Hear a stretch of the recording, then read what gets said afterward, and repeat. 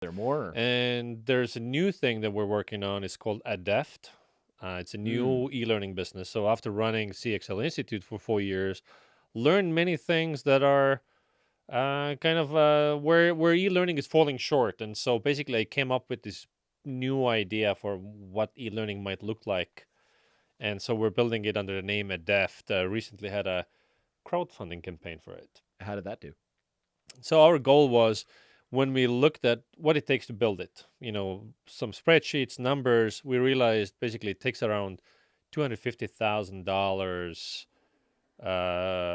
for just content alone. Whoa. And all of the businesses we have it's bootstrapped, customer funded basically. And while we would have the money to put it all into Adept, it just kind of puts everything else in a shakier ground. Like we're just taking on too much risk because every new thing might fail. Mm-hmm.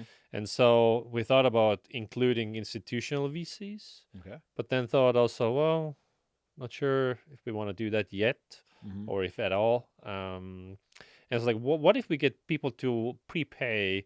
That's also validation for whether the market wants Yeah. it. And so we raised like $110,000. Oh. I had Catherine Lavery in here, who does Best Self Co., and Mhm. she crowdfunds everything. It actually inspired me to probably do one on my own. And not that they need to crowdfund the money to get the capital. They Mhm. have that. They do it just to gauge the interest and get people excited. Totally, So as yeah. a And marketing channel. crowdfunding is perfect for B2C, for Catherine's stuff. When you look at, hey, what are the B2B examples on, Indiegogo or a Kickstarter? Zero. Really? None. N- Huh. So also our crowdfunding campaign was into our own email list. We didn't, my Twitter following and LinkedIn, like my social and our email list. We didn't even try to go to an actual portal. And this was after extensive consultation with various people. I was like, well, Have you ever seen what the Hustle did with crowdfunding? no. So it wasn't so much crowdfunding; it's more like you become an investor. I was an actual investor, but then have a different class of So investor where equity they, crowdfunding or yeah, where you get a little bit of equity in the yeah, yeah, yeah. company for like $500 or something. So you could say Mm-hmm. you're an investor in that company. Mm-hmm. And I thought that was cool because it gives you all these like one, it gives you money. That's great. Totally. Two, it gives you all these like cheerleaders for your company because they feel part of it. Well, one of my friends who runs a baby sitters on demand SaaS company called Nano, she Mm-hmm. raised $1 million through equity crowdfunding using the Republic, I think, as the site. Huh. And she said that and this is again between you and me, by including so many random people, a lot of people have false expectations what it means to be, a small time investor. Like now, random dudes are like emailing her about like, hey, like when is your next company meeting? I'm gonna come sit as a, like I'm a shareholder now, Oh, geez. and like because she had thousands of people buy the shares, Mm-hmm. and some of them have also like, hey, I want to flip them, and can I sell them on Nasdaq? And you're like, the inbox is now flooded with these random people who just don't understand how it works. Oh my God. Okay. Yeah, that could be a big downside. Yeah. Um, so with Adept, why did you? So I'm really interested in online learning because I do that too, and it sounds like that's one of the biggest parts of your business right now. What was wrong with online learning that you currently see?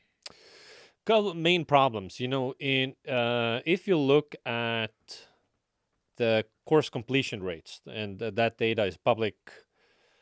These are abysmal.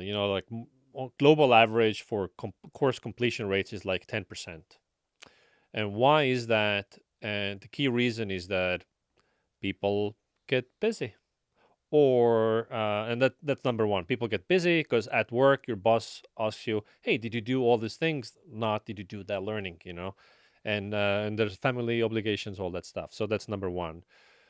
Two, then the courses are just why they get busy because the course is also too long, and also if you're not a complete noob, if you're like intermediate or advanced level, you already know half of stuff in every single course. Mm. But every course is built in a one size fits all way. And so you start listening to whatever lesson two, and you're like, "Oh, I know this shit. Oh, I know." You get bored and you give up. It's like, and if it's especially if it's video, you can't skim. In a text, you can see like, "Oh, this bit is interesting. I haven't read this one," but in video, Mm. it's very hard to do. Mm-hmm. Um, So those are some of the things. So the one size fits all things, people get busy. Another thing, when we learned doing our own user research, what prompts people to take a course to begin with? At CXL Hmm. Institute, we have 50 plus courses, adding new ones every single month. So there's a lot to choose from. So how do you choose which course to take and what do you start? And it's almost always related to task at hand. I was tasked at Mm. work by my boss to build a landing page, or I chose to build a landing page, and like, what? How do you make a good landing page? Like how do I write good copy? So anyways, there's a task at hand, and Mm. they're not sure what's the best way to go about it, and I'll go find a course. Also Mm. the googling shit. There's an interesting McKinsey study out there that people spend almost 10 hours a week googling how to do their job. So imagine like 1 week out of a month, people just don't know how to do the job. So putting all those things together, it's like, okay, if I know all these things, what might a different kind of e-learning thing look like? And also the task at hand thing is important because people, when they have a task, let's say related to Google Analytics, it's not that, oh, I want to learn all of the Google Analytics. Hmm. They want to know how to do this one thing. How do I set up event tracking in GA through GTM? Something like this. Hmm. Very specific. And then they're done. But now it's a 7 hour Google Analytics course. Like, where the hell is this one thing? I know maybe all the rest already. It's on YouTube, probably. And like, but also like it's, YouTube videos is also, there's a 7 minute intro and all that BS. Yeah.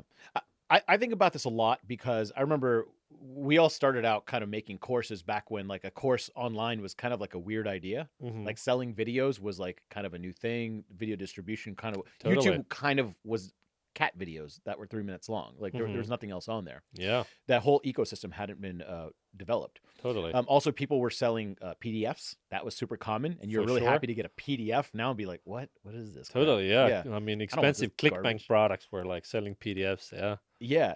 And so I think online learning has morphed. I think it originally started with like kind of like in-person learning. I think it Hmm. went to books then. You could buy a book and get it and read it at home. Then on tape. Remember back in the Earl Nightingale Oh days, yeah. like learning on tape was a big deal. Then through PDFs, articles on the internet. Then Hmm. a video started coming along. That was kind of a new way. As tech got more You cheaper download and a easier. .mov or whatever, Oh yeah. or Hmm. a .mpeg. For sure. And then now it's kind of like through software, like you Hmm. learn through software platforms. Hmm. um, Now I think it's also moving to community. I think Facebook groups really push people to learn through community. Like now what And is there also like a next live step? online stuff as well. Like Zoom and whatever. Yeah. Yeah, that's true, live stuff. So is that what a deft is? It's just putting all that stuff together, or No, it's actually it's catering to a very specific use case.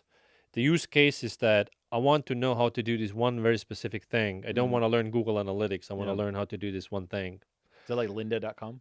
Linda is still, well, LinkedIn Learning now is still like 1 hour courses for the most part. Mm, And it's all very superficial, basic introduction to level, everything they have.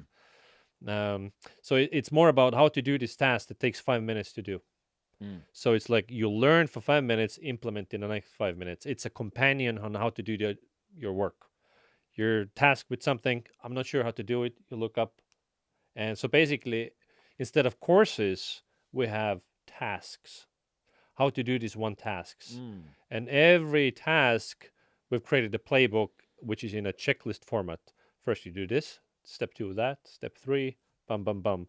And maybe, and all these playbooks are interlinked. So step three might be, hey, research your competitors. Well, how do I do that? And you click on step three, and it's its own playbook. 10 steps how to research your competitors. And it's like, oh, look up their ranking in Ahrefs. Oh, I don't know how to do that. Click on that. There's another 10-step playbook on how to do this. So, and in the end, there are tens of thousands of playbooks, all built by people who, experts who do this stuff every single day. So that's interesting. So one of the things I always tell people is it's like I don't think course completion rates are actually that important. And the reason is because if there's a 7 hour course on how to like add a tracking tag on Google, that's kind of just like a 5 minute YouTube video or a short like WikiHow tutorial, right? So what you're doing is instead of like taking those 7 hours of things, is truncating it into really Well, I small. mean, there is, if you're a complete noob to something, like taking how to think like an analyst and all that stuff it's important. You should know that. Um, so you wouldn't have a 7-hour course on how to add a tag. That will be a 5-minute segment in the 7-hour course Yeah. that teaches you everything. But most people are not operating in a way that, hey, in 2 years I'd like to be the CMO and I'm lacking these skills, and so now I'm going to take courses to get to that level. Very few people are that strategic. Most people are very tactical and task based. So one thing I admire how you did, I've monitored all the online learning stuff in the Mm, space also. Um, you made CXL into an institute. right. I haven't heard that word used much for like a course platform. Did that? Why do you call it that? Does it give it more cachet? Does it sound cooler? Mm. Why that, or just random? Initially, it was to be a little classy, Yeah, because we're kind of a highbrow brand in the sense that we're expensive and stuff is like in depth and really detailed, and and big companies buy your stuff. yeah, very big Yeah. companies. Yeah. So we're definitely an upmarket brand. Like if you want cheap crap, you go to Udemy. Everything is $10, Hmm.